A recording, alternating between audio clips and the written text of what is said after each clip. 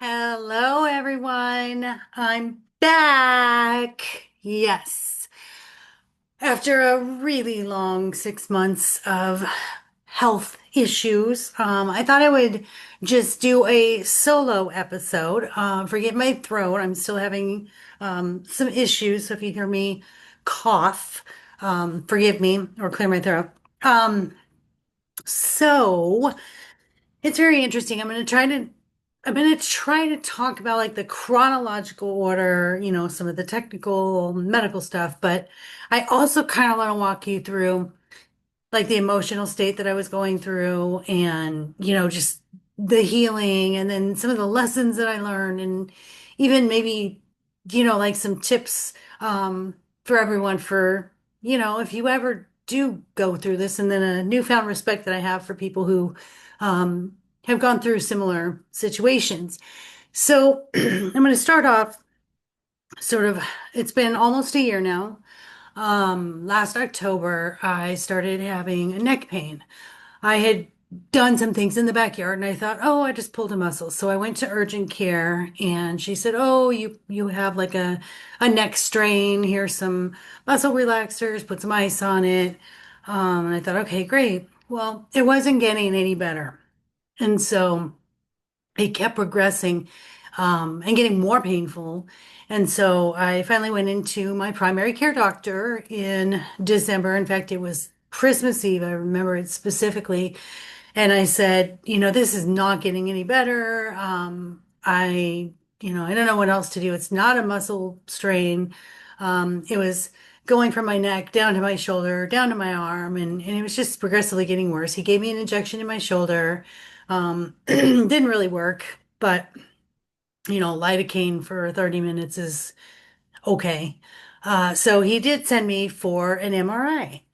So I go and I have this, I think it was neck and shoulder MRI.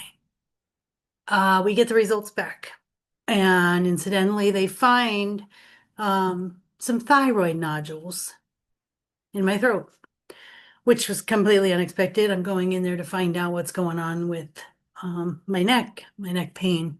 So we have to take care of that first. So, the next steps.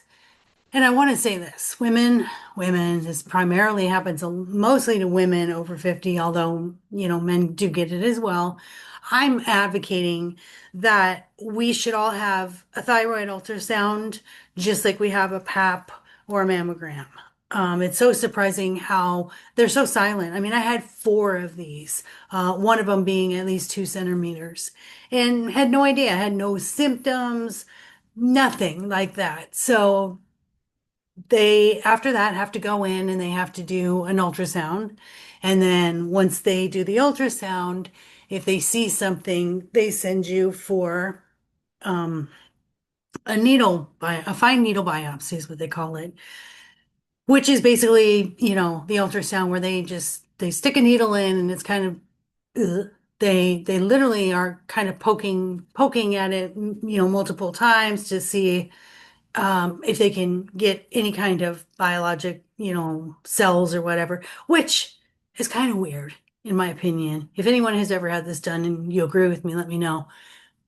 You're putting a needle into something that it's kind of a crapshoot, right?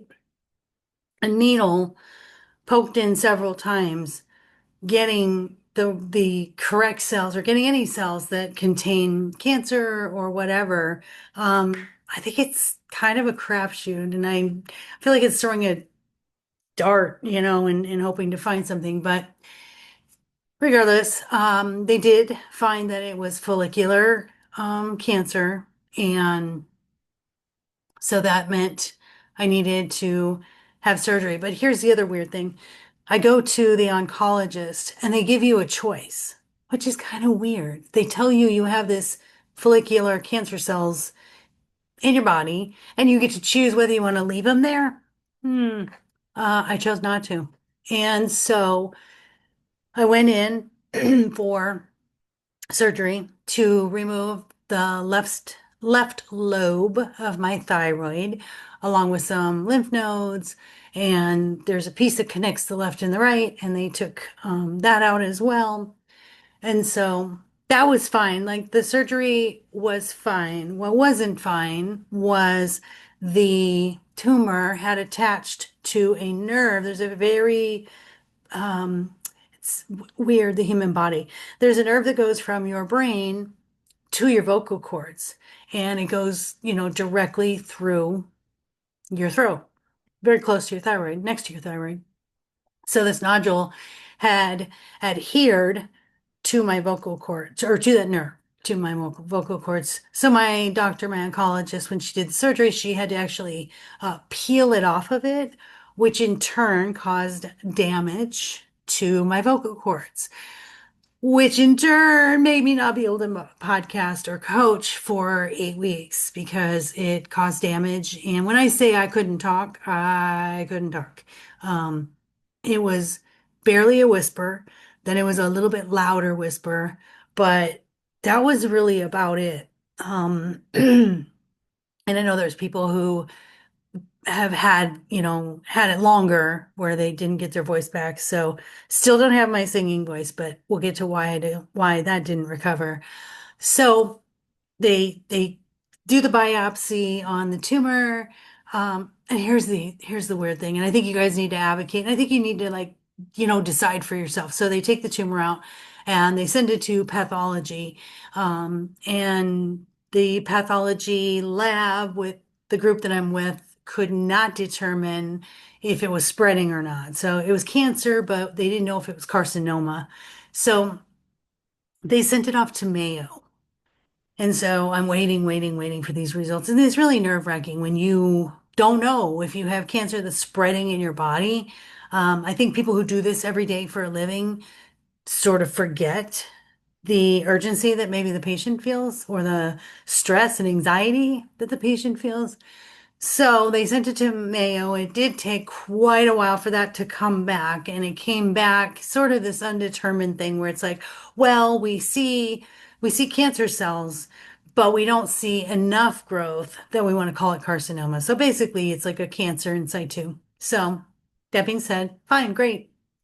I'm happy with that. Yearly checkups now, ultrasounds and all that, but definitely advocate for yourselves, guys. Get those ultrasounds because it just gives you peace of mind. I made my husband get one recently, and they did find a couple of nodules, but our doctor said not concerning. We'll recheck it in 2 years. Well, that's fantastic because now you have information. You know they're there, but they're not a problem. So go and do that, guys. Please, please, please, please. It's like catching, breast cancer early. Let's just try to catch this so we can do something about it. And the old adage that if you're going to get cancer, thyroid cancer is the best one. Well, screw y'all that say that because no cancer is good cancer. And I've had skin cancer and also cervical cancer. So I don't care what anybody says. There's no cancer that's a good cancer. Moving on, I was excited. Got that taken care of over that speed bump. Now I can finally address my neck pain, which is now at this point escalated. I kept saying it was a 9 pain level every day because I had natural childbirth 3 times and I thought that was a 10. But funny thing about chronic pain, labor lasts a couple of hours and yeah, it's really painful. But when you have chronic pain, it is debilitating. It is mentally draining. Um, I was telling I was telling everyone, as a life coach, I tried to stay positive. I tried to figure out why this was happening to me. What lesson was I trying to learn? And let me tell you, I knew once I was over it, which now I'm pretty much on the other side of it, but I still have struggles. I'll tell you what else is going on.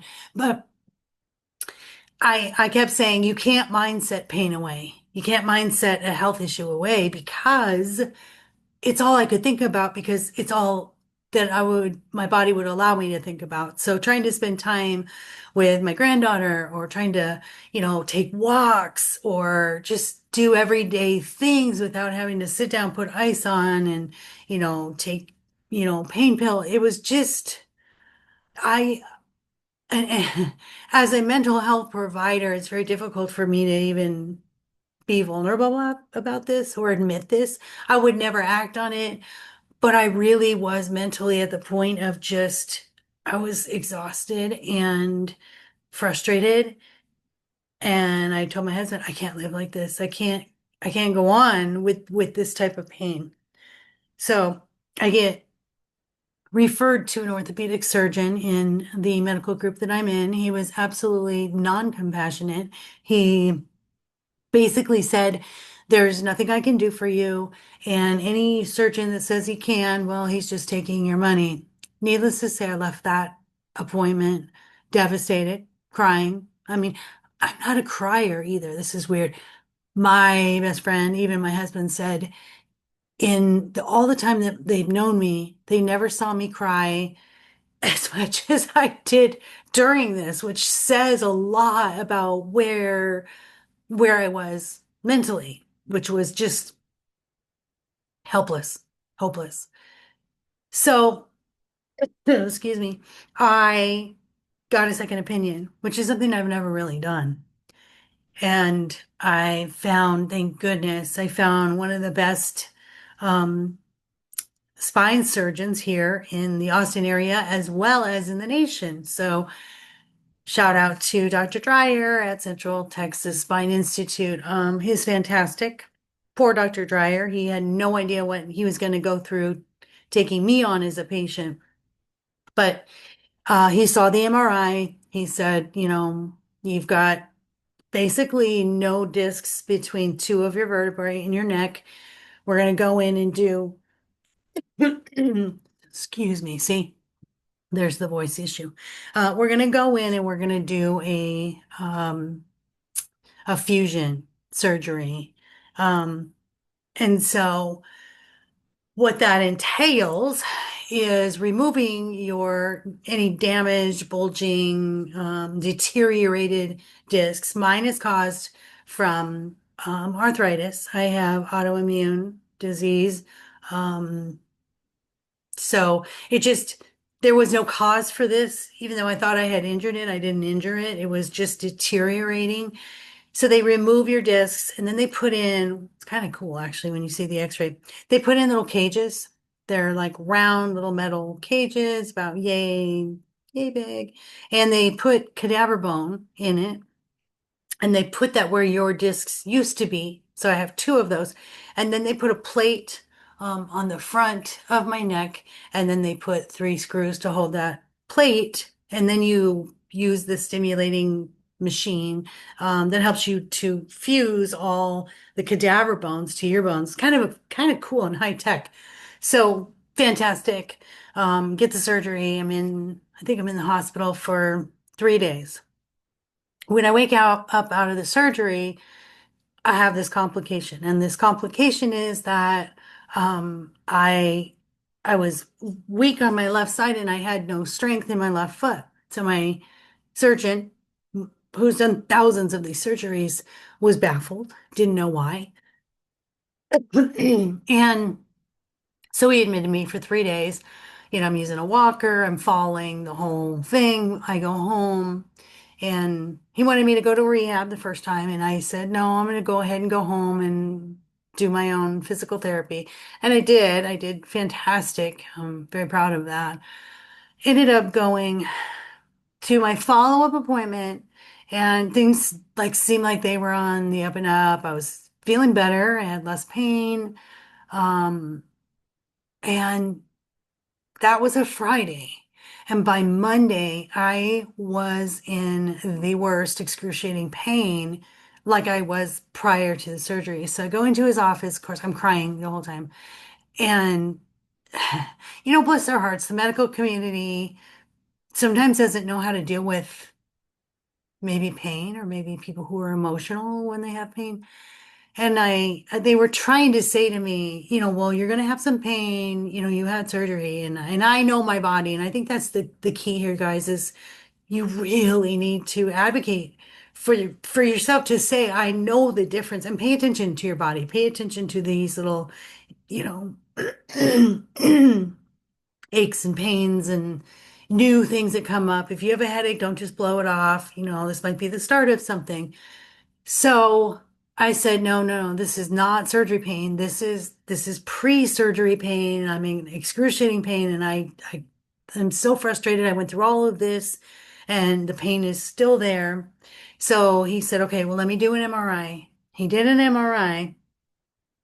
I go back to him on Wednesday, and there was a hematoma on my MRI. And he literally, that was a Wednesday, and he said, can you come in tomorrow for surgery? I mean, it was so urgent. My entire family was out of out of state at that point, and everybody was traveling.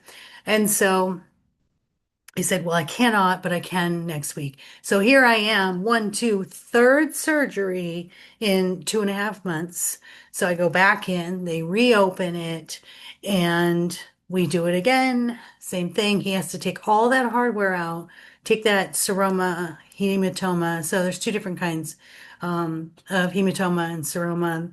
There's a difference between them. Look it up. I don't have time to explain it, but he puts all the hardware back in. He said, I'm going to use what's called rescue screws, meaning they're like, the heavy duty, extra strength screws. We're going to do that now because I've already screwed into your neck and now I need bigger ones. So fine, fine and dandy. Come out of surgery and now I'm worse. Now I'm out of it. And these are supposed to be outpatient surgeries, by the way. He admits me again to the hospital. I'm completely weak on my left side, still have the arm pain, foot still numb, can't walk. So he asks me if I want to go into a rehab center. And I thought, maybe I should. I kind of felt like I caused the hematoma, which is really stupid because later I found out I can't cause a hematoma. So I'm in this rehab facility, and this is kind of where my story is, to me, the most negative part of my story, because it was the moment through all of this health stuff that I felt the most unheard. Unheard. That's a good way to put it, by the medical community, mainly just the doctor at that facility. I won't shout him out. I won't. I'd like to, but I'm not going to. So I go into this rehab facility, and one of the main things at these rehab facilities is you have to do what they want you to do. In other words, you have to do your occupational therapy, your physical therapy, your speech therapy, um, which is hard to do when you're in pain.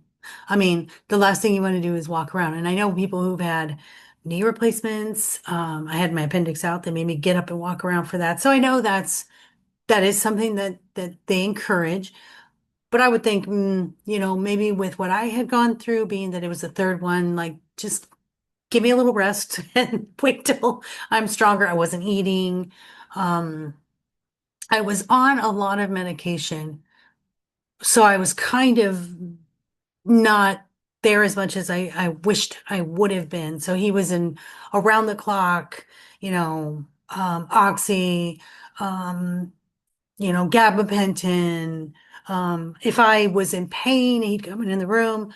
We ended up calling him Dr. Condescending because anything that you said, he just sort of blew off. And I come to find out this was like the only kind of facility he'd ever worked in. This was like his very first thing out of medical school, which says a lot. I think he needed a little more, uh, maybe done a little more rounds and residency, but nonetheless. So I'm in this facility and I'm having the most difficult time, trying to do physical therapy. I can't walk. I was in a wheelchair. My blood pressure was unusually high, and it's frustrating because the nurses would take it and it was high and they would go, "Oh, it's my machine. Let me do it manually." And then they get a normal one. I wasn't normal, blood pressure wise, and I usually have been perfectly normal. So, of course, the doctor puts me on high blood pressure medication. Great. I proceed to go through this almost 2 weeks in this hospital. And whenever I would get, where I was questioning that I wasn't getting better because I wasn't feeling like I was getting any better, or my pain would escalate a little more, the doctor would say, "Oh, you just have anxiety over it." And he would what would he do? Throw more medication at me. Ativan.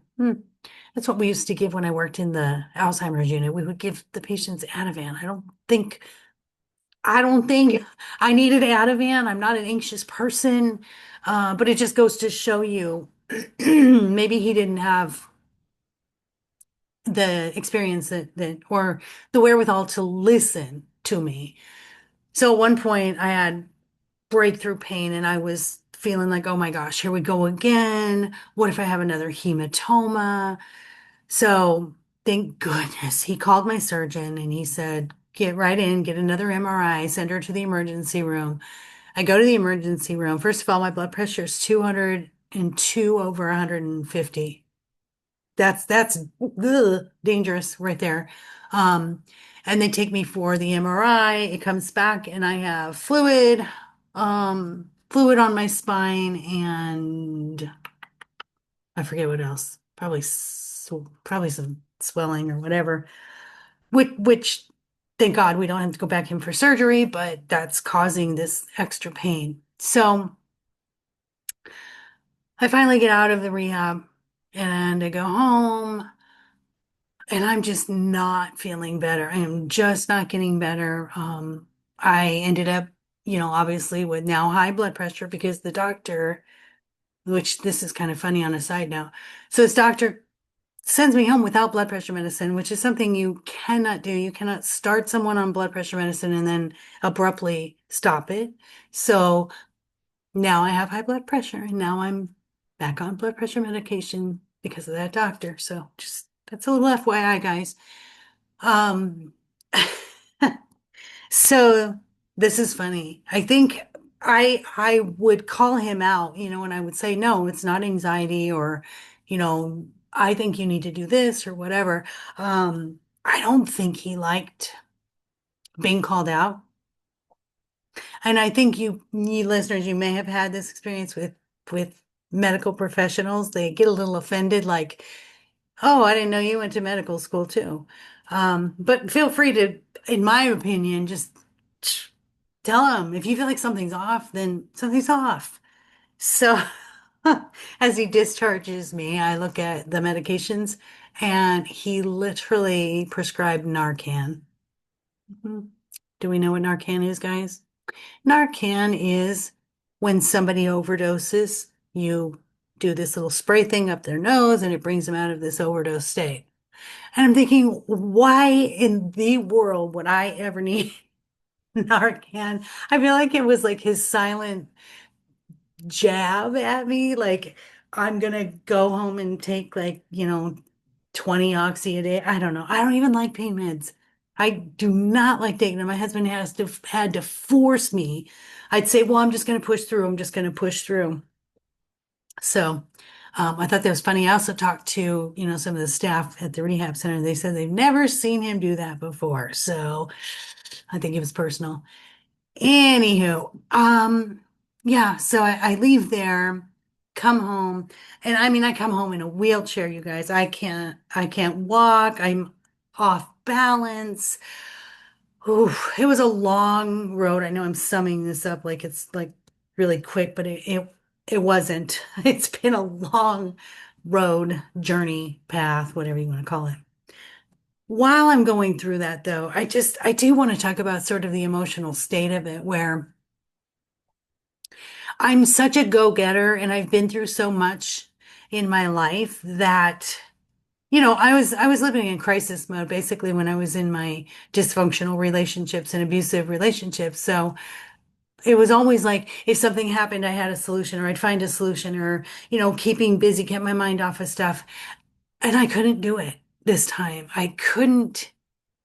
Oh, I think that's when I think back to the most frustrating thing is just the crying over the inability to have control over my body and my life. I want to get up and go do stuff, but you can't if you're falling over. You can't if you're weak on one side. You can't go pick up your granddaughter if you're falling over. And, it's just, I wanted normalcy. I wanted to go back to just no pain and let me have my life back. And it didn't happen overnight, although they said it would take almost a year, maybe 6 to 8 months, maybe a year.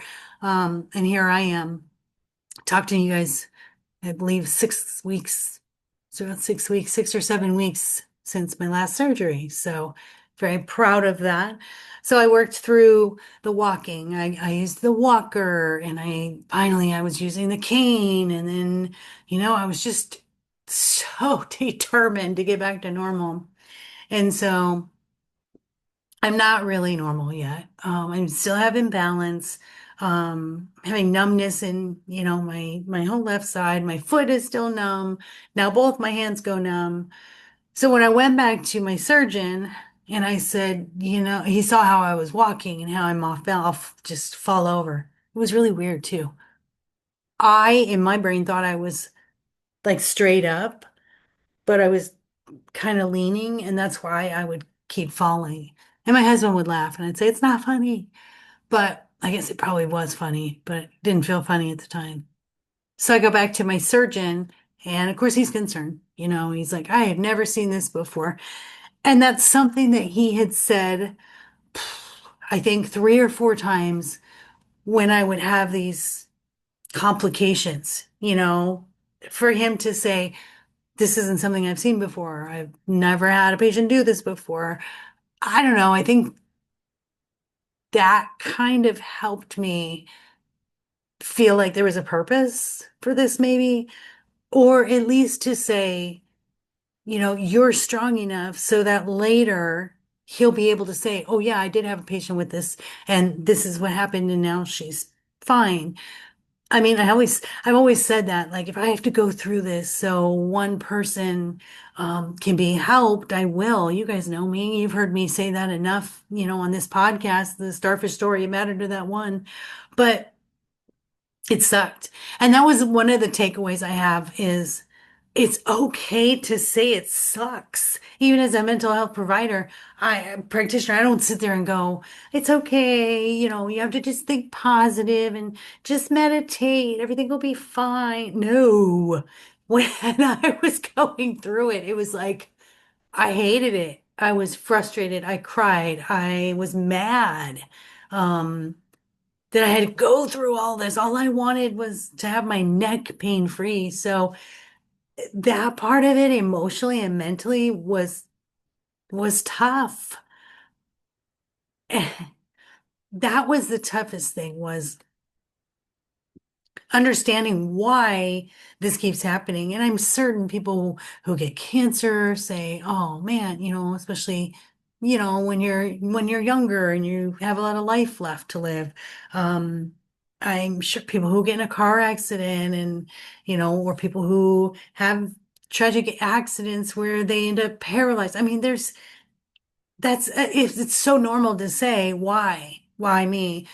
And I sort of turned it around, and this is something that I'll never forget and that I value and I do as much as I can. One of the coolest things that I realized is who in my circle is there for me and what friends are there for me. Not just, the friends that are like, I'll do whatever you need, I'm here. No, but the friends that, like, I have one friend and I'm shouting her out, Dawn. She literally still is every week asking, how am I doing? How am I doing? She was unfailing in her love and care and concern for me. And she lives in another state. She lives in California. I'm in Texas. And it touched me so much. I just was like, I can never repay how good that felt, that she took that time out every week, every day, whatever, to see how I was doing.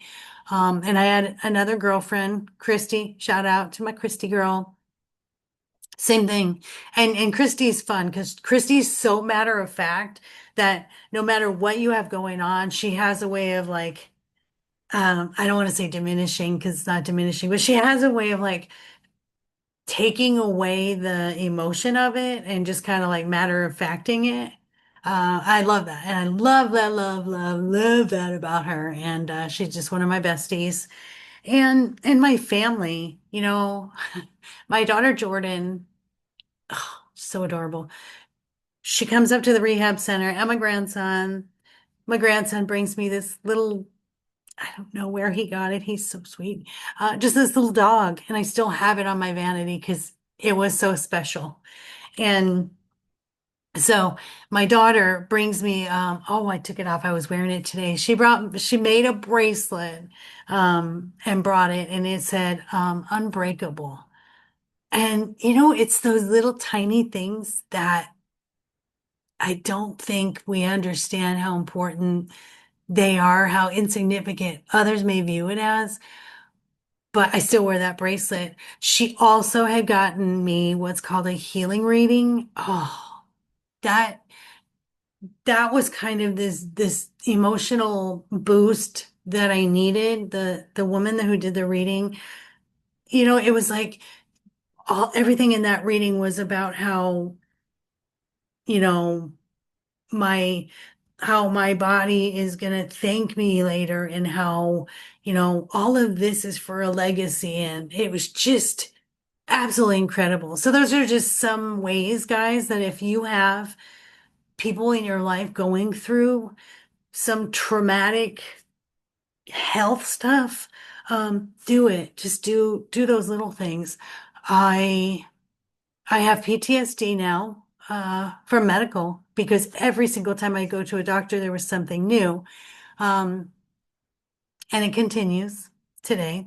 I have throat issues. I cannot swallow. I have what's called dysphagia. Food gets stuck, and I'm certain it's from the trauma of 3 surgeries. Also, if you don't know this, but cervical spine surgery requires them to pull your entire um, trachea and, everything over to get to that spine. So doing that twice um, caused some issues, and possibly could have caused a stroke. And so I've had a brain MRI, and there's some abnormal results that I'll find out from a neurologist what happened there. I have some cognitive um, deficits, I guess you could say. So if you hear me say, I've never done that. I'm never an person, but I'll lose thought in the middle of a sentence. I get disoriented easily when I'm driving but that's okay. That, it's just one of those more steps to healing, to getting back to me and where I need to go. But that's now I'm on high blood pressure medication. Now I'm on thyroid medication. So I'm like, I'm a homeopathic believer where I can do things healthy and non-chemical, non-medication. But I guess I learned there are some things that, you just feel fortunate that you have modern medicine at your disposal and it's necessary, unfortunately. But that being said, you have to really pay attention to what you're being given or what you're being told. And you'll hear in my next episode when I speak with a woman named Dana Sherwin. Amazing, amazing, who went through some medical stuff and now she advocates for how to speak to your medical provider. But that aside, I want you to research things. I want you to follow up on things. I want you to get those yearly checkups. Um, Even if there's no history, which there wasn't, according in from what I had been told, there was no history of anything thyroid. It's autoimmune for me. It's Hashimoto's thyroiditis. So, sometimes you don't even know you've got symptoms going on in your body and you have no idea what's causing them. And so autoimmune is a big factor. And that also brings me to compassion for people going through chronic pain and illness. If you know anyone in your family who has arthritis, who has Crohn's disease, who has Lyme disease, those long-term painful things, or even, like with my neck, I know more is to come because it's degenerative. My back, it's degenerative. It's hoping and praying it doesn't happen. I'm trying to exercise and keep it strong, but it's degenerative. There's not much I can do about it. I can eat healthy, I can keep moving, exercise, etc. But I'm okay with knowing that there's nothing more that I could have done. But I know you know people in your life who suffer, suffer from pain. You know, I remember my grandfather, and this is so weird how this memory popped up. My grandfather passed away when I was 21. And I remember as a little kid, he had neck surgery. And I remember that he couldn't use his left arm. And so he would lift it up to put it on the table, but it was just his left arm. He could walk. And I had no idea how much pain he was in because I was a little kid. Little kids don't focus on that or soak it in. And as I look back now, I think, oh my gosh, my poor grandfather was just in this pain and he was sitting, he had to sit all the time. I remember hearing him just groan. And he didn't die that old. He was only 76. So I mean, this had been, probably around my age, 55, 60, something like that. And I think back to how much pain he was in, and he was a musician and he loved to play. He had a banjo and a mandolin, and him and my father would get together at my house. Our garage was converted into this music room. And as I look back, I think, wow, talk about some overcoming, that he loved music so much that he would find a way to be able to play that even with a paralyzed arm. And the pain that never goes away. And people who have become addicted to prescription meds. I can see that. I can completely see that. You get to a point where you're either going to go crazy or you're going to take that pill. And luckily, I didn't have the opioid dependence or addiction. But interestingly enough, I was put on medication to heal the nerves in my body and in my neck. And that's called gabapentin. And it helps with, the spasms and all that, because they cut through a lot of muscle, and all those nerves in your spine, affect so many parts of your body. I mean, including your bladder and your breathing. And it's so interesting. So I've been on this gabapentin since my second surgery, since my first neck surgery. And I don't think anything about it because I gave my dog gabapentin when he had hip dysplasia. So I thought, well, I gave it to my dog. This can't be, too bad. So I took it, and finally, I think it was last week, I stopped taking it on Friday. Was it last week? Yeah. Anyway, I stopped taking it because I thought, okay, I should be good. I'm walking better. I know I might be numb still, but hey, at least I'm better. I stopped taking it, and I didn't tie this in. I didn't even think about it because I wasn't taking pain meds either. I was taking like one at night if my pain had escalated, but that'd be like one every 4 days or whatever. But all of a sudden, I had 2 days of horrific withdrawal symptoms, which I've never taken drugs, so I don't know. I know what I've learned about it, but I've never experienced what those who have had withdrawals go through. And it's just the hot chills, the sweating and then freezing at the same time, migraine, body aches, nausea. Oh man, you wanted to just, I wanted to crawl out of my skin. It was just terrible. So by Sunday night, I told my husband, I'm going to the ER. I have to go to the ER. I can't take this. I can't take this anymore.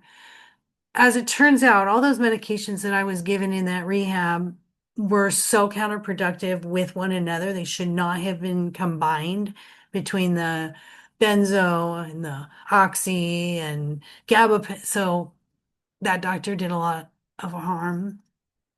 So as I go into the emergency room, I tell this doctor, I don't know if it's the opioid. I don't know. I haven't taken one in whatever many days.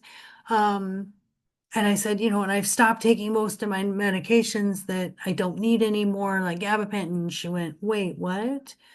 And I said, yeah. And I was taking what, 300 milligrams, let's see, eight of them.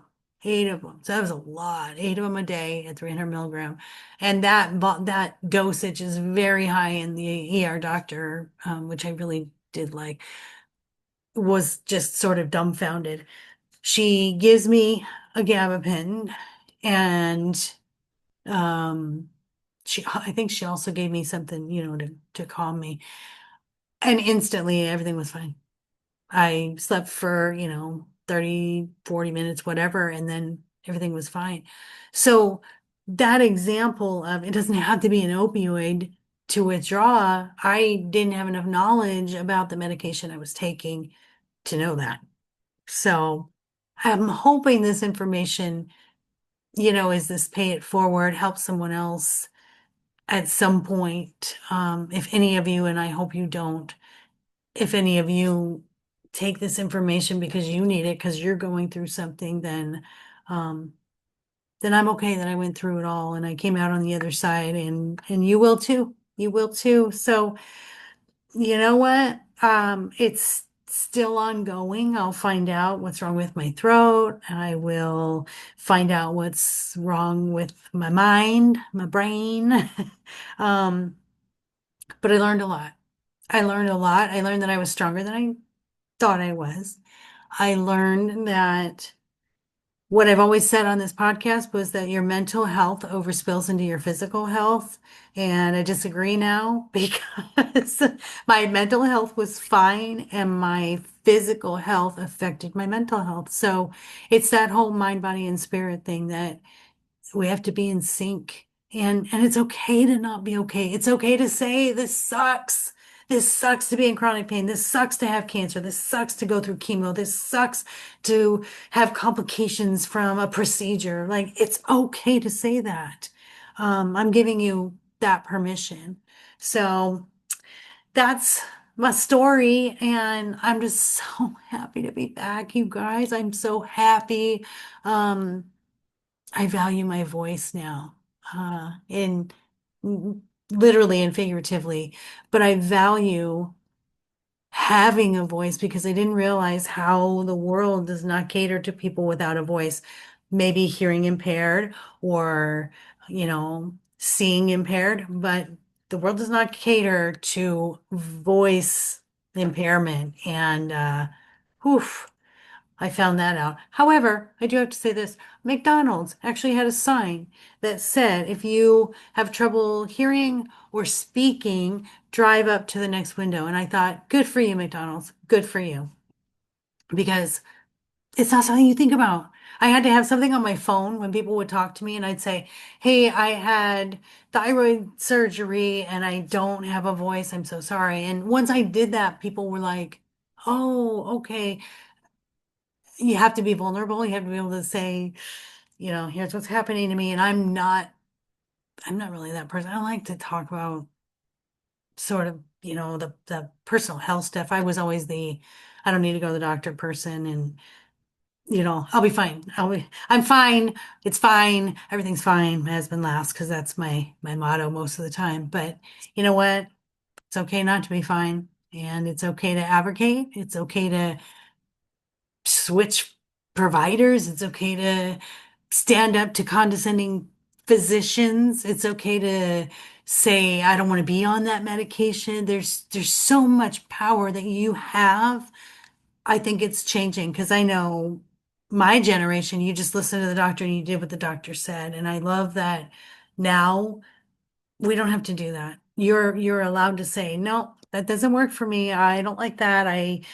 This is what I'm experiencing. And if you're not going to listen, I'll find someone who does. So, yeah. So That being said, I'm so happy to be back.